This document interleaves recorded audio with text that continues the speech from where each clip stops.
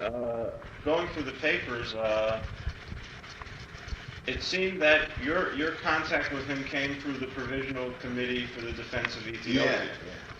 Yeah. I was representing the Provisional Committee, and of course the party too. He did not know, just as most of the nationalists, you see, have no idea of administration, of how to put things together.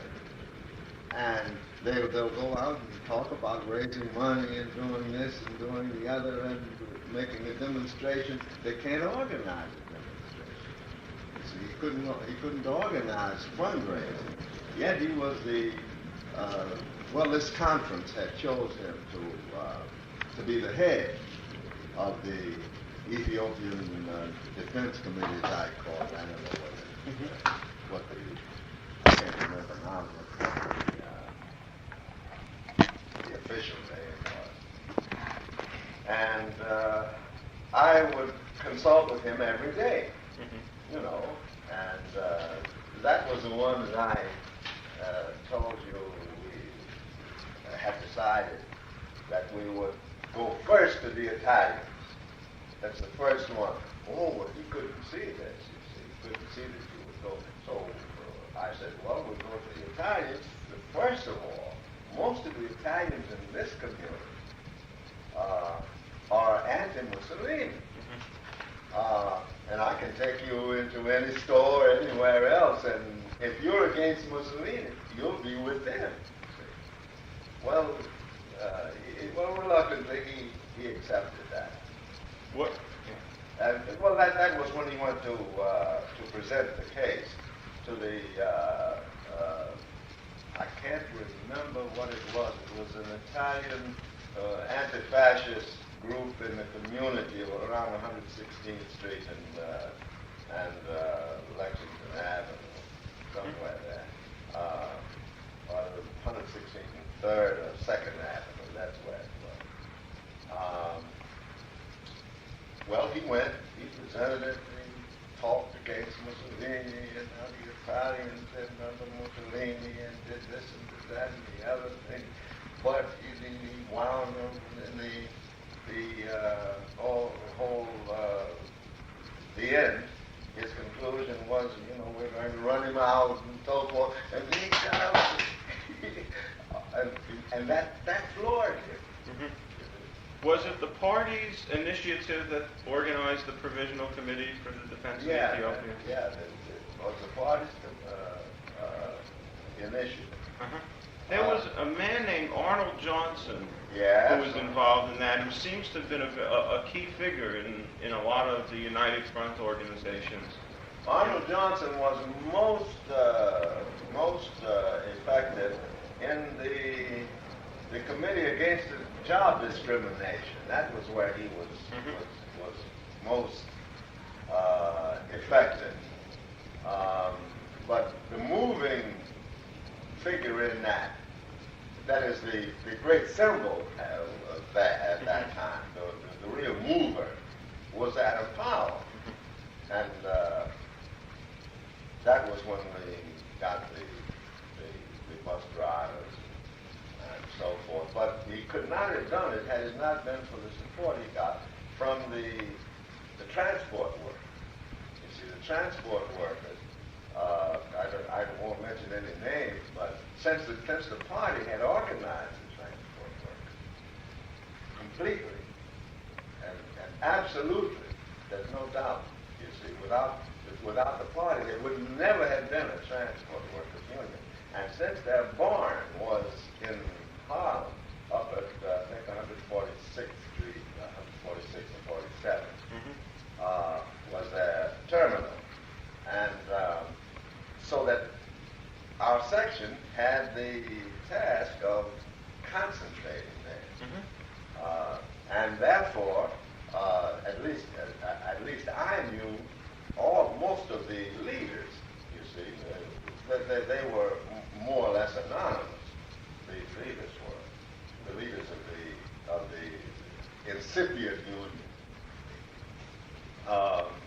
But we used to meet with him privately and in the upper party committee, of course, to plan and develop strategy and organizational tactics and so forth.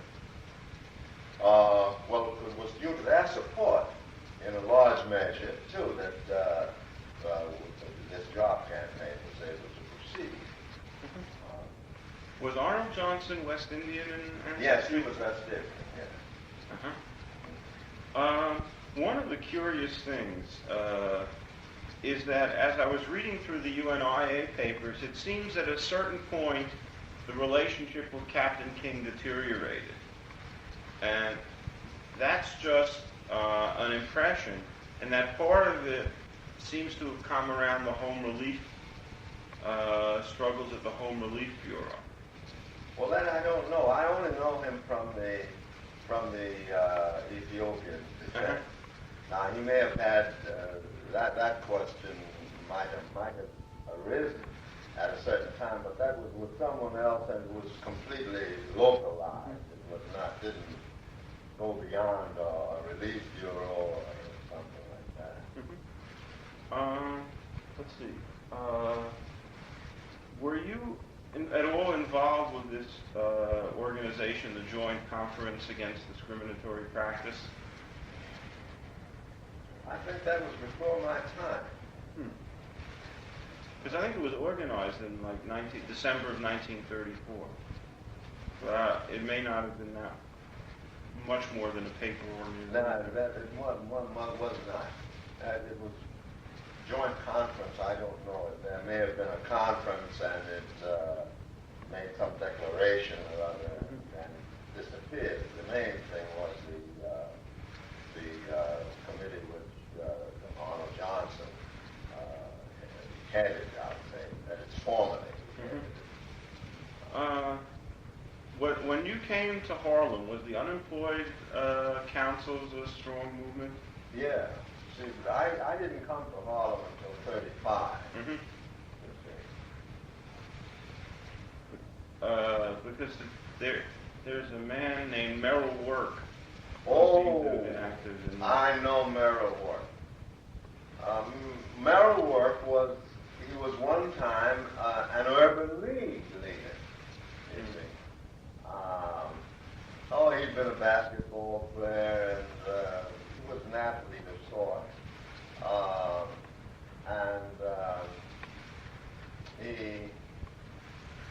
He was active here in Harlem, but that was before I got here.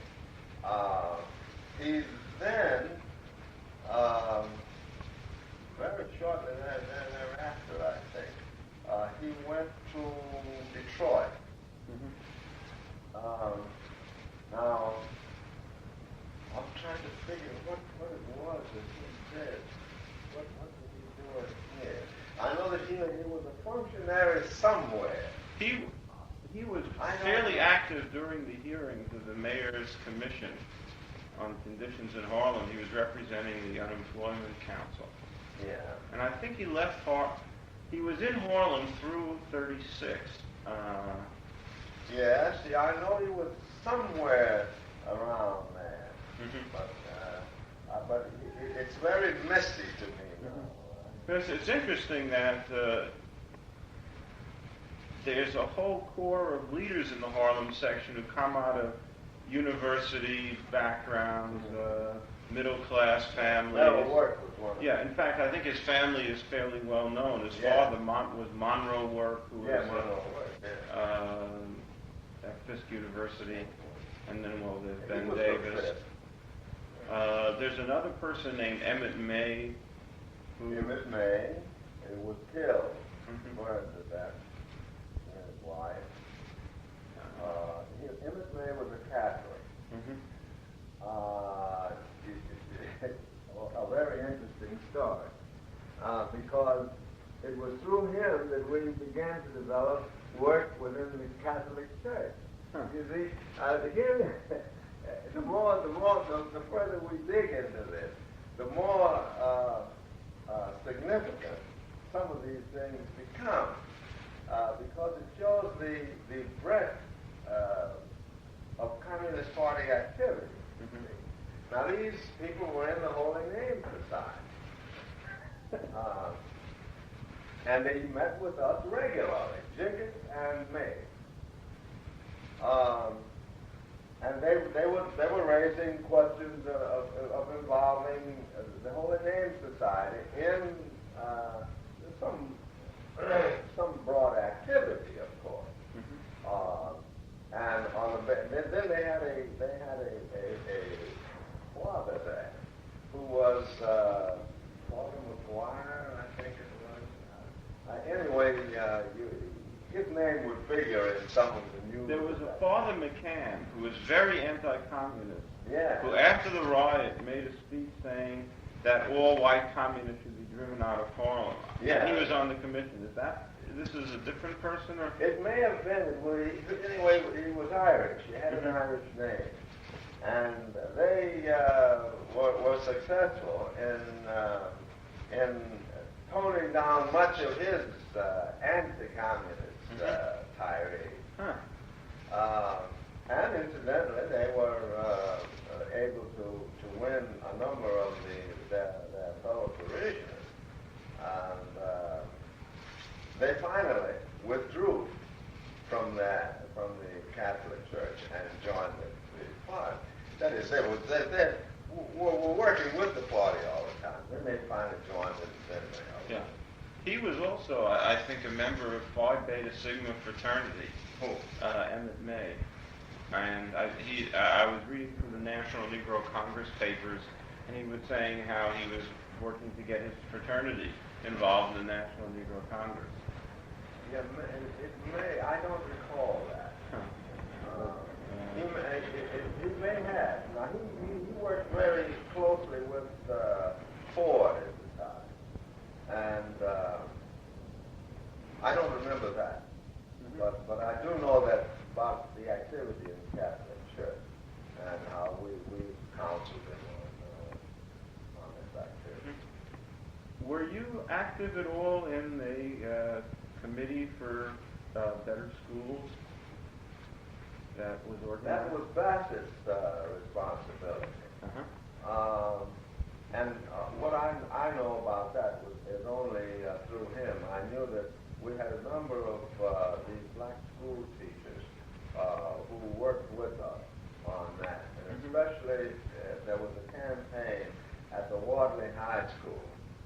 So it seems that we had more support in Wadley High School than any other high school, than any other school. And mention something specific that I may recall, but I do recall that there was an incident where a principal, 250-pound principal, beat up a young teenager, which came to my attention. But I don't know whether that was a broad kind of. I can remember that just as an incident, but the details I don't remember. One other organization I came across, this was, I think, organized in '36, was the Harlem All People's Party. This was a time when the Farmer Labor Party idea was being pushed, and it was this local manifestation in Harlem. Well, that was very, I don't know, transitory. It just popped off. But that wasn't a major organizational thrust at that time. No. It came in response to a particular political line, and as some of those things happen. You have the People's Front develops in France, you develop a People's Front and put that label on it here, but it doesn't. When did the party in Harlem really, begin emphasizing electoral politics? I think with the advent of the American Labor Party and with Marco Antonio's campaign, and I think that was after the 36 election, if Yeah. I'm not mistaken. Mhm. Well, then it was that we began to emphasize the electoral politics. Well, up until that time, only party candidates ran, and they were just tokens, that's all. And when the American Labor Party entered the field, then the party entered the field seriously. Well,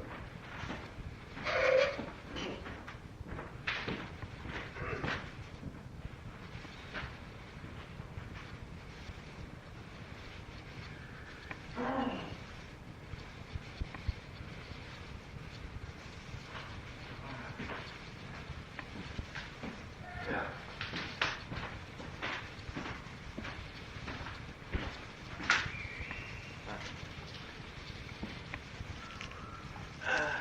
When you were in Harlem, there were a couple of highly publicized defections from the party. We previously talked about Herman McElwain, who left during the Ethiopian War. There was another person named Charles White.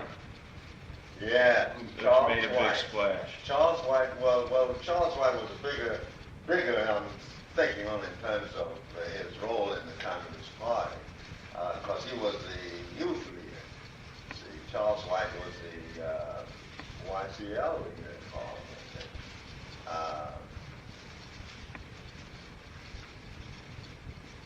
Well, I can't say anything there except that he left.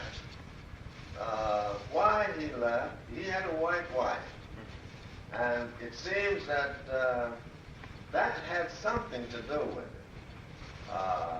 He left his wife, and I don't know whether they had any children or not, but he left his wife and his children. And he issued a statement. Was it White? Yeah, White, yeah. He issued a statement on, it was based mainly on sexual grounds, you see, that the black communists were drawn magnetically toward the white women, and he describes the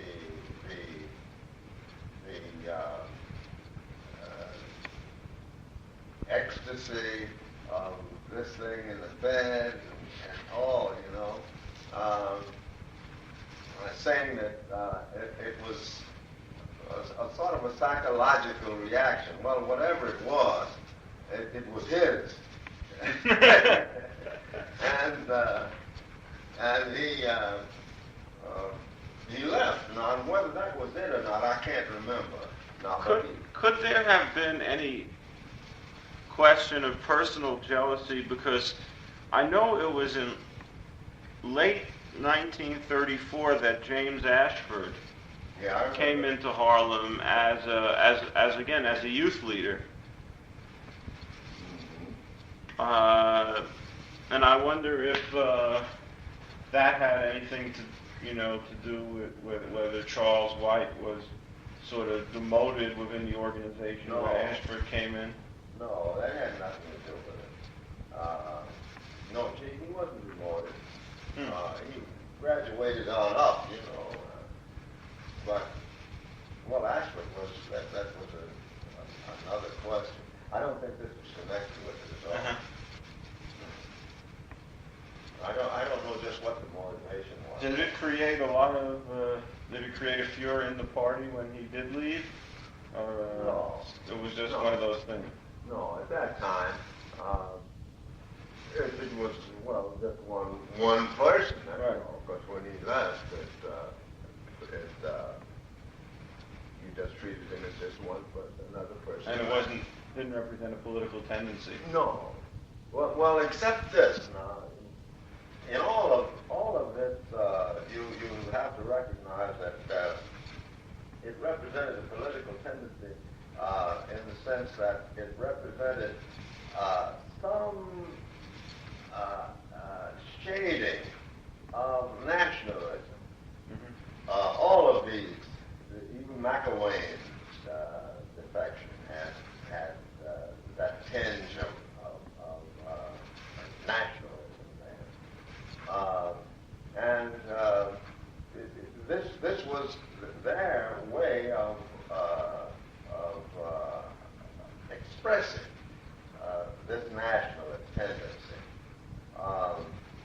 Now, well, we could get into an argument about that now, and for my part, it's all hindsight anyway. Mm-hmm. But sometimes it might be good to have this hindsight because it will. It means that you'll have foresight. Yeah, because when you came to Harlem, you had mentioned before that the party did not provide a place for black members to meet by themselves as a group. Yeah, which was a mistake. Was that, very clearly like a central committee directive, or was that a section policy? This was this was a thing that went all the way through the party. It was an understood thing. Mm-hmm. That it was understood that if we are for black and white unity, Mm-hmm. then we cannot insult white comrades by holding a party meeting to which they are not invited. Mm-hmm. This was the line, you see. And this went all the way up and all the way down, although it was not written. This was like an unwritten... Yeah, it was like it was an understood thing. Hmm. Although there was certain specific time when one or another party leader, like Ford sometimes would say, well, I want to meet with all the black party members. Well, he did it. Or if one, usually it was, if a leader was present, it was permissible. That is, nobody would say anything about it. Mm-hmm. But if the members did this on their own, without a leading committee member there, Mm-hmm. or without a white person being there, then of course it would raise the accusation, or withdraw the accusation of nationalism. Huh. If there was a neighborhood branch or unit in an all-black neighborhood, which demographically would be naturally black, would the party go out of their way to send a white person would into import a it? white person. Uh-huh. So that there would be no all-black unit, even if it was natural to have one. No all-black unit. I don't know of any all-black unit in Harlem. Huh. That's incredible. Yeah. But that was a thing which should have troubled the party, I think, and which should trouble it now. Which should trouble it right now. Yeah. But is it still their policy, do you think? Or? Yeah. You see, because they have this rigid black and white unite, and we will unite you if we have to kill you. No, I think this statement by Patterson, which was a particularly vulnerable statement. That's a quote? Yeah, in here. Yes, sir. Oh, right, yeah, that. Where he had it just about right.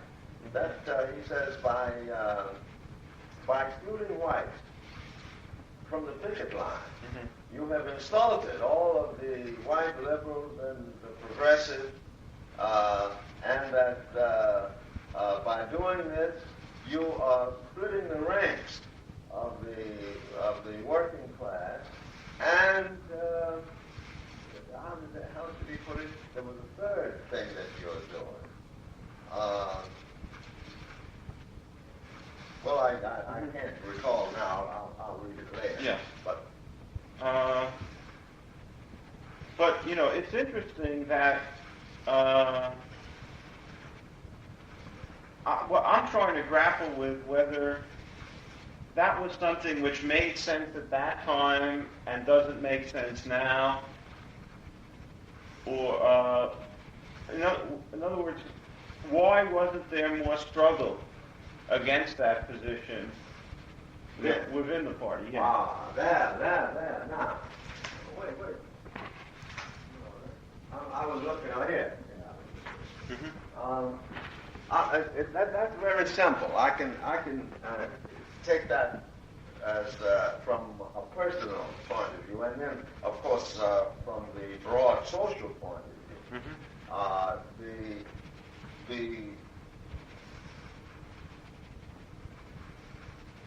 The Garvey movement had come, had failed, and had passed on. That is, more or less, it had passed on. Well, now I think we can say definitely that it had. A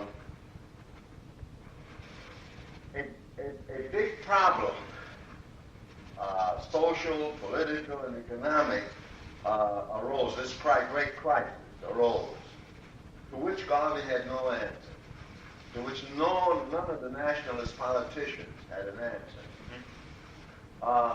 The Communist Party came along, and it did have an answer. It therefore attracted all of these, the blacks to the movement.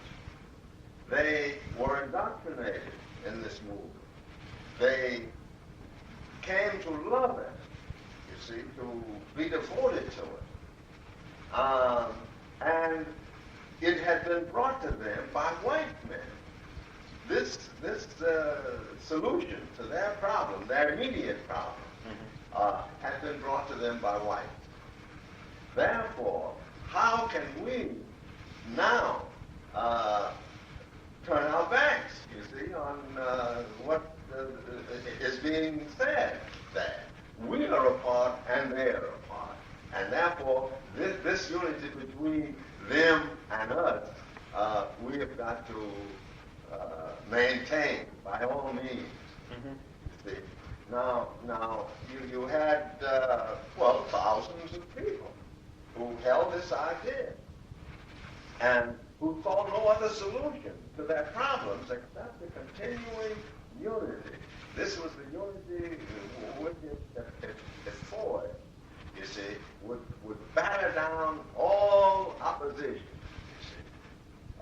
So that it was easy to see how this would be accepted, although there was always there was still that nagging, the nagging thought of, but if we get the blacks together separately, wouldn't they be supporting this thing?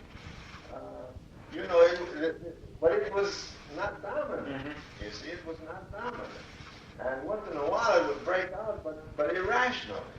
You see, nobody put together a rational line and argued it. Nobody could.